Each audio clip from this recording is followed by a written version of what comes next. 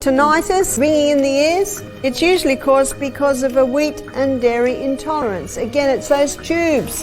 When those tubes get blocked, hearing is affected. When the tubes get blocked, breathing's affected. When the tubes get blocked, eyesight's affected. So that whole area is affected.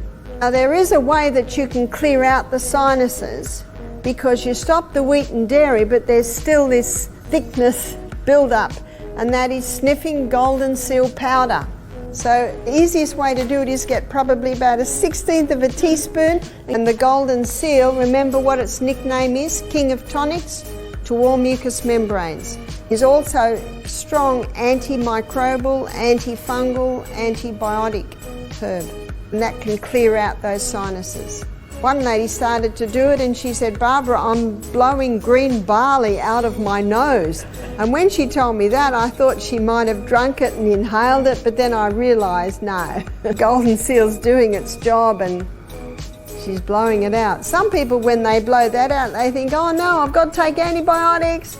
But what's our antibiotics going to do to fungus? You see, antibiotics come from a fungus. All that'll do is calm it down for a little while, but it's basically feeding it.